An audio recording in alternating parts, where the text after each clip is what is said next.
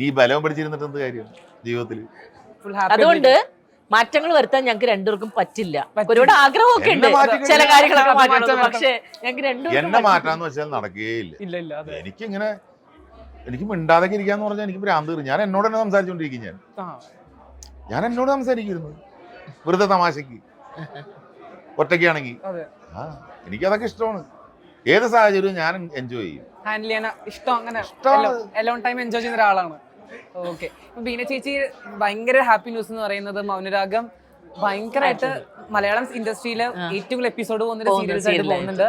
എത്ര ഹാപ്പിയാ ചേച്ചി? കാരണം അതിന്റെ ഒരു ഭാഗമാണെന്ന് അതൊരു ഭാഗ്യമല്ലേ. ഞാൻ എത്രയോ വർഷങ്ങളായിട്ട് 33 വർഷമായിട്ട് അഭിനയിച്ചുകൊണ്ടിരിക്കുന്ന ആളാണ് ഞാൻ.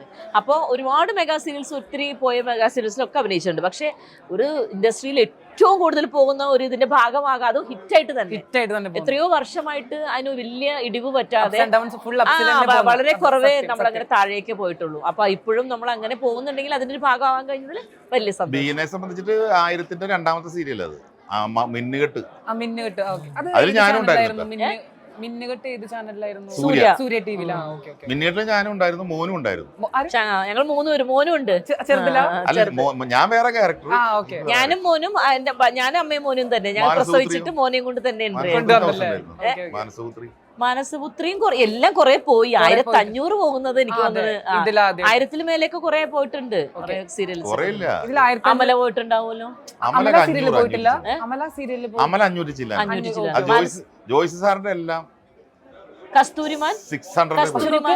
ചേച്ചി നമുക്ക് നമ്മുടെ ലിസ്റ്റിൽ എത്ര സീരിയൽസ് ആണല്ലോ ഈ ഇത്രയും 1000+ ഇത് എപ്പിസോഡ് പോകുമ്പോഴും 1000 കോസ്റ്റ്യൂം നമുക്ക് വേണം, 1000 സാരികൾ പറയല്ലേ. അത് എനിക്ക് പക്ഷെ ഒരു കാര്യം പറയാതിരിക്കാൻ പറ്റില്ല. I M A fan of your costumes, earrings. എനിക്ക് ഭയങ്കര ഇഷ്ടമല്ലേ? പറ. അത് ഇഷ്ടപ്പെടുന്ന ഒരു വിഭാഗം. കാരണം എനിക്ക് മറ്റുള്ളവരാ, പക്ഷെ എന്നെ ആര് കാണുമ്പോഴും സത്യം പറഞ്ഞ ഇങ്ങനെ പറയുമ്പോ പുതിയ നമ്മുടെ യങ്സ്റ്റേഴ്സ് കുറെ കുട്ടികളുണ്ടല്ലോ, അവരൊക്കെ ആദ്യം പിന്നെ പുറത്ത് കാണുമ്പോഴും പറയും ഞാൻ ഭയങ്കര ഫാനാണ് കേട്ടോ, ഡ്രസ്സിന്റെ ഭയങ്കര ഫാനാണ്. ഞാൻ എന്റെ ഒരു പ്രശ്നം ഞാൻ ആക്ടിങ് മാത്രമേ നോക്കാറുള്ളൂ. ഒട്ടും ശ്രദ്ധിക്കാത്ത ആളാ. അല്ല, ഞാൻ ഒരാളുടെ പെർഫോമൻസ് നടക്കുമ്പോ അയാളുടെ ഫേസിലേക്ക് ശ്രദ്ധിക്കണം. അതൊരു കലാകാരനായിരുന്നു ഓഫ് കോഴ്സ് അവരത്. പക്ഷെ നമ്മൾ പുറത്തുള്ള വ്യൂസ് എന്ന് പറഞ്ഞാൽ പല കാര്യങ്ങളും ശ്രദ്ധിക്കും അല്ലേ? ഓഫ് കോഴ്സ് ഒരു ലേഡി ഒരു ദിവസം പറയണ്ടായിരുന്നു, ഞാൻ എന്തെന്നാ അഭിനയിക്കണമെന്ന് ഒന്നും ശ്രദ്ധിക്കാറില്ല, ഞാൻ നോക്കുന്നത് ആ ഷെയ്ഡ് എന്താണ്, ആ ഡ്രസ് ബീനിട്ടിരിക്കുന്ന ചെരുപ്പ് ഏതാണ്. അങ്ങനെയുണ്ട് ആളുകള്, അങ്ങനെ നോക്കുന്നവരുണ്ട്. അവർക്കത് മതി. പക്ഷെ ഞാൻ പറഞ്ഞു ഇത് ഭയങ്കര ഹെക്ടിക് ആണല്ലോ ചേച്ചി, കാരണം നമുക്ക് റിപ്പീറ്റ് ചെയ്യാൻ പറ്റത്തില്ല. പിന്നെ ബ്ലൗസ് ഒക്കെ പിന്നെ എങ്ങനെ മാനേജ് ചെയ്യുന്നു? അത് ഞാൻ പണ്ട് തുടങ്ങി അങ്ങനെ ശ്രദ്ധിക്കുമായിരുന്നു. പറഞ്ഞു ഞാൻ അത്ര പിശുക്കില്ല ആ കാര്യത്തിൽ. ഇപ്പൊ നമുക്ക് വളരെ പണ്ടൊക്കെ എന്തോ അങ്ങനെയൊന്നുമല്ല, അങ്ങനെ നമ്മളൊന്നും ഉണ്ടാക്കുന്നതല്ല. അതൊക്കെ ചാനലിന്റെ മാറ്റങ്ങളാണ്. ഞാൻ പണ്ട് അഭിനയിച്ചിരിക്കുന്ന ഒരു കഥാപാത്രങ്ങളിലും ഇങ്ങനെ ഭയങ്കര ആടയാഭരണങ്ങളൊന്നുള്ള കഥാപാത്രം ഞാൻ എന്റെ കഥാപാത്രങ്ങൾ ഞാൻ അവാർഡ്സ് കിട്ടിയ 3 വർഷം സ്റ്റേറ്റ് അവാർഡ് കിട്ടിയ 3 സീരിയലും എടുത്തു നോക്കിയാൽ അറിയാൻ പറ്റും. അതിന്റെ അകത്ത് ഒന്നും ആഡംബരങ്ങളില്ല. അത് കഴിഞ്ഞിട്ട് നമ്മുടെ ചാനൽ മാറി നമ്മുടെ കാലം അല്ലെ. ഗ്രാമീണ കഥകളാണ്, പണക്കാരില്ല അതില്. പക്ഷെ പിന്നീട് പ്രൈവറ്റ് ചാനലുകൾ വന്നു കഴിഞ്ഞപ്പോ ഈ പറഞ്ഞ സാധനങ്ങൾ അവർ ഡിമാൻഡ് ചെയ്യുന്നുണ്ട്, നമ്മളല്ല. അപ്പൊ ഞാൻ ഓഡിയൻസ് ഡിമാൻഡ് ചെയ്യുന്നു. ഞാൻ അതിന്റെ ഒപ്പം നിന്നില്ലെങ്കിൽ എനിക്ക് സീരിയൽ ഉണ്ടാവില്ല. മനസ്സിലായില്ലേ? ഞാൻ ഭയങ്കര മറ്റൊന്നും ചെയ്യില്ല. അപ്പൊ അങ്ങനെ തമാശയായിട്ട് പറയില്ലേ, ഇവരൊക്കെ കൂടിയാണ് ഇതിങ്ങനെ ആക്കിയത്. അല്ല, മനു പക്ഷെ ഒരിക്കലും പറയാൻ പാടില്ല. ഒരു ആർട്ടിസ്റ്റ് പുറത്തുള്ളവർക്ക് പറയാം, മനു പറയുമ്പോ ആളുകൾ സീരിയസ് ആയിട്ട് എടുക്കും. ഇപ്പൊ മത്സരമാണ് ശരിക്കും. ഇപ്പൊ ആരുടെ ഓർണമെന്റ്സ് നന്നായിരിക്കണം, ആരുടെ മറ്റയാളുടെ ഓർണമെന്റ്സ് കാണുമ്പോഴേക്കും അടുത്ത ആർട്ടിസ്റ്റ് ഞാൻ വേറൊരു ഓർണമെന്റ് ഇറക്കും. അങ്ങനത്തെ മത്സരമൊക്കെ. പിന്നെ ഒരു കാര്യമുണ്ട്, നമുക്കിപ്പോ നമ്മുടെ ഇൻസ്റ്റ വന്നതോടുകൂടി ഉണ്ടല്ലോ ഒരുപാട് കൊളാബറേഷൻ കിട്ടുന്നുണ്ട് ഞങ്ങൾക്ക്.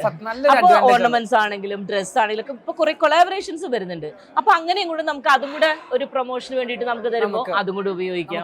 അങ്ങനെ ഒരു പ്ലസ് പോയിന്റ്. ആണുങ്ങളെ സംബന്ധിച്ചിട്ട് ഞങ്ങൾ ഭാഗ്യവാന്മാർ. ഒന്നുമില്ല, ഞങ്ങൾക്ക് ഒരു കുഴപ്പമില്ല. ഏത് പണക്കാരനായാലും ഞങ്ങൾ ഒന്നുമില്ല ജുബയും മുണ്ടും അല്ലെങ്കിൽ ഷർട്ടും വേണം. പണക്കാരനാണെങ്കിലും പാവപ്പെട്ടവനാണെങ്കിലും ടീഷർട്ടും മുണ്ടും സംഭവം ഓർണമെന്റ്സും ഇല്ല. ഏറ്റവും ഭാഗ്യമാര് ഞങ്ങളാ. ഞങ്ങൾക്ക് ഡ്രസ് ചേഞ്ച് എന്ന് പറഞ്ഞാൽ 2 മിനിറ്റ് മതി. ഇവർക്ക് അങ്ങനെയല്ല, ഇതൊക്കെ മാറ്റി മാറ്റി മാറ്റി പിന്നെ ചിലപ്പോൾ അടുത്ത് കഴിഞ്ഞതിൽ കണ്ടിന്യൂറ്റി ഉണ്ടെങ്കിൽ അതിന്റെ കമ്മല് മാറ്റണം. അങ്ങനെയൊക്കെ പ്രശ്നങ്ങളൊക്കെ ഉണ്ടാവാറുണ്ടല്ലേ? ഒരു സീൻ ഇപ്പൊ ഡയറക്ടർ പറയാണ് ഇന്നലത്തെ സീൻ കുറച്ച് ശരിയായില്ല, നമുക്ക് ഒന്നും കൂടി റീഷൂട്ട് ചെയ്യുന്ന പറയുമ്പോ പിന്നെ നമ്മളെ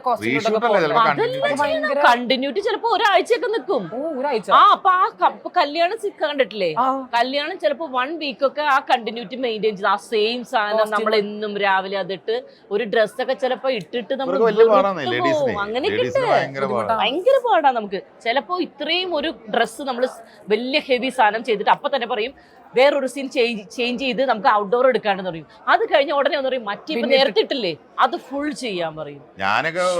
നമ്മളുണ്ടല്ലോ ചില സമയത്ത് നമ്മള് എനിക്ക് ഷൂട്ടിങ്ങിന് പോകുമ്പോ ഒരു ബാഗ് മതി, നമുക്ക് 4 ബാഗ് ഡ്രസ്. സ്ത്രീകളുടെ ഡ്രസ്സ് തന്നെ ആലോചിക്കണം, സാരി, ബ്ലൗസ്.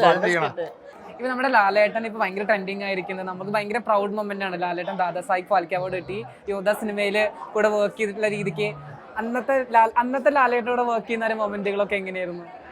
ഞാൻ ശരിക്കും പറഞ്ഞ പുതുമുഖം വന്നിട്ടേ ഉള്ളൂ, 1-2 പടങ്ങളായിട്ടുള്ളൂ. വളയും ഇത് ഒരുമിച്ച് അഭിനയിച്ചുകൊണ്ടിരിക്കുന്നു. എനിക്ക് സത്യം പറഞ്ഞാൽ ഭയങ്കര പേടിയായിരുന്നു. അനിയത്തി അയ്യോ എന്ന് വെച്ചാൽ അടുത്തിങ്ങനെ നിൽക്കാൻ പോലും ഭയം. എന്ന് വെച്ചാൽ അവര് വലിയ വലിയ ആർട്ടിസ്റ്റുകളല്ലേ.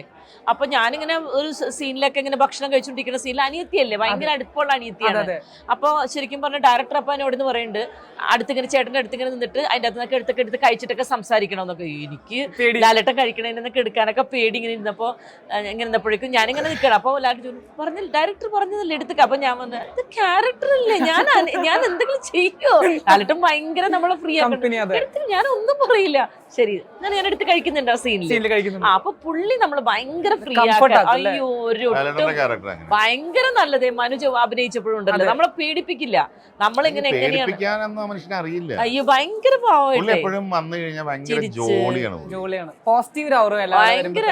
ആകെ ഇങ്ങനെ ഈ ആൾക്കൂട്ടം മാത്രമേ ഉള്ളൂ ലാലേട്ടൻ ഭയങ്കര സീരിയസ് ആയിട്ട് പോണത്. കാരണം പുള്ളിക്ക് എപ്പോഴും ഭയങ്കര ഭയമാണത്. കാരണം ഈ ആളുകളുടെ എന്താണെന്ന് അറിയില്ലല്ലോ. അതെ അറിയത്തില്ല. അതെ എന്നുവെച്ചാൽ പെട്ടെന്ന് കയറി ഇപ്പൊ കണ്ട ലാലേട്ടൻ നാളെ പോയപ്പോ മൈക്ക് പുള്ളിയുടെ കണി എന്താ മോനെ ഇത്, അത് നല്ല ഫൺ രീതിക്ക് നോക്കി വെച്ചിട്ടുണ്ടെന്നൊക്കെ പറഞ്ഞില്ലേ. അപ്പൊ പുള്ളിക്ക് എപ്പോഴും അപ്പുറത്തുനിന്ന് ഇപ്പുറത്തും വല്ല ഇടി വരും, ഇടിയല്ല അറ്റാക്ക് വരുന്നൊരു. അതിനെ പുള്ളി ഈ ആൾക്കൂട്ടത്തിൽ പോകുമ്പോ പുള്ളിയുടെ മുഖത്ത് ഭയങ്കര. അതേസമയം ഒരു സെറ്റിൽ വരുന്ന ലാലേട്ടന്റെ ഫേസ് വേറെയാണ്. സെറ്റിൽ വരുമ്പോ നമ്മളൊരു ഫാമിലിയിൽ നമ്മൾ ദൂരെ നിന്ന് ഇങ്ങനെയൊക്കെ വിഷ് ചെയ്യും. ദൂരെ കാണുമ്പോ ഞാൻ മിസ്റ്റർ ഫോർഡിന്റെ ഷൂട്ടിങ്ങിനപ്പോ ഞാൻ അറ്റത്ത് നിൽക്കായിരുന്നു. അറ്റത്ത് എന്തോ ഒരു എന്ത് ചായ കുടിച്ച് നോക്കുമ്പോൾ ലാലേട്ടൻ വലിയൊരു ഹോളായിരുന്നേ, തൃപ്പൂണിത്തുറ ഒരു വലിയ കോവിലകമായിരുന്നു. അപ്പോൾ അറ്റത്തിൽ ലാലേട്ടൻ ഇങ്ങനെ വന്നപ്പോൾ അവിടെ കുറേ പേരോടൊക്കെ സംസാരിക്കേണ്ട ഇടയ്ക്ക് ഞാൻ പെട്ടെന്ന് ഇങ്ങനെ അവിടെ നിന്ന് ഞാൻ ഇങ്ങനെ നടന്നു വരണ്ടേ, അപ്പോഴേക്കും ലാലേട്ടൻ ഇങ്ങനെ നോക്കിയിട്ട് ഇങ്ങനെ കൈ കൊണ്ട് കാണിച്ച്. ഞാൻ പറഞ്ഞ ഇങ്ങനെ കാണിച്ചപ്പോൾ ഞാൻ ഒരു കൃഷ്ണനെ കൊടുത്തിട്ടുണ്ടായിരിക്കും അമ്മ സുഖലായിട്ട്. അമ്മയായിട്ട് ഭയങ്കര അടുപ്പാണ് മനുവേ. ഞങ്ങളിപ്പോ അമ്മ സുഖലായിരുന്നപ്പോ ഞങ്ങള് പോയി കാണാൻ പോയി അമ്മ ഹോസ്പിറ്റലില്. കാണാൻ പറ്റില്ല, അമ്മ ICU ലാലേട്ടൻ ഉണ്ടായിരുന്നു. അപ്പൊ ഞങ്ങള് മനു കൊണ്ടുപോയിട്ട് മനുവിന്റെ കയ്യിൽ എപ്പോഴും കൊണ്ടുവന്നിരുന്ന ഒരു കുഞ്ഞു കൃഷ്ണനുണ്ട്.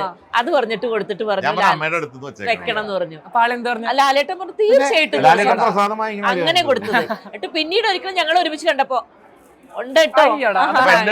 പിന്നെയും കുറെ 2-3 വർഷം കഴിഞ്ഞ ശേഷം ഈ സംഭവം മിസ്റ്റർ ഫ്രോഡ് ചെയ്യണത് 2 വർഷം കൊണ്ടായി.